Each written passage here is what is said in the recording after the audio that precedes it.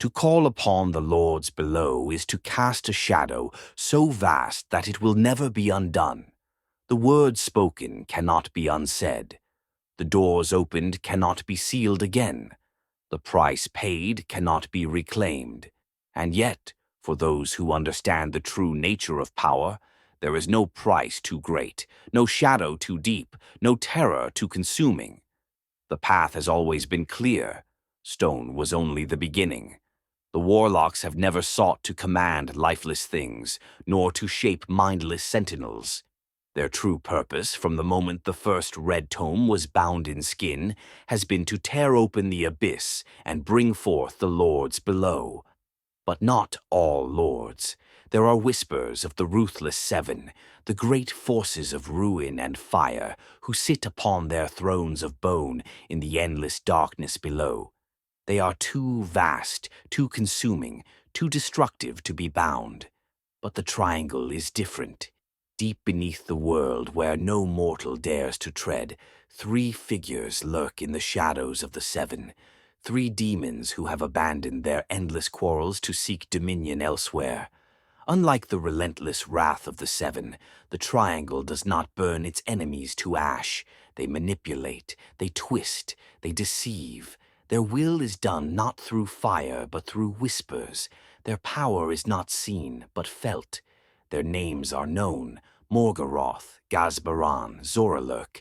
Where the seven bring fire and ruin, the triangle brings corruption and fear. They are assassins, deceivers, and manipulators, and their web stretches further than any mortal knows.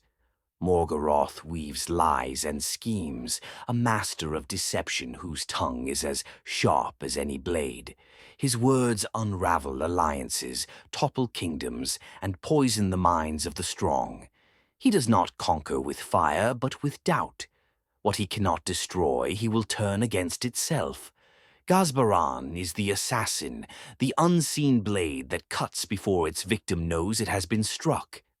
Where others rely on brute strength, Ghazbaran moves with precision, each motion calculated, each strike a death long before the body falls.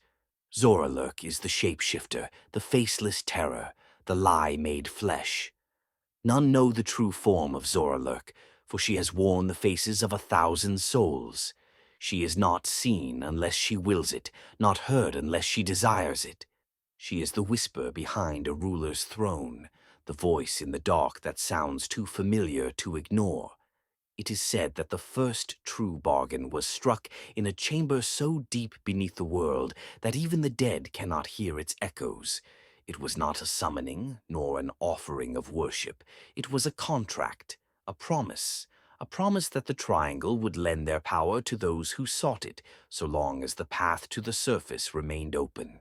The warlocks have always known that summoning a demon is only the first step. The true challenge is keeping it bound. To call upon the triangle is to invite ruin, to grant access to forces that should never be given form. But power has no limits for those willing to pay the price. Morgaroth demands knowledge. He does not crave blood, nor gold, nor the destruction of cities. He seeks the secrets that only mortals can uncover. Whispers from royal courts, spells written in the forgotten tongues of the ancients, hidden truths that even the warlocks fear to speak aloud. He does not strike, he does not burn, he listens, and those who serve him never know when their words are no longer their own. Ghazbaran demands war. He is not content with simple slaughter. He seeks the art of it, the strategy, the precision. Those who call upon him do not unleash mindless carnage. They orchestrate devastation. A single sword raised in his name can carve the fate of nations. Zoralurk demands identity. She does not ask for loyalty, nor for blood. She asks for names, a face, a soul, a history. Once given, it is never truly gone. Those who serve her walk among the living unseen, but they are never themselves again. The Triangle of Terror does not seek worship nor sacrifice. They seek to exist. And so their hands stretch toward the warlocks, for they are the only mortals who understand the necessity of their return. A gate is not opened in a single night.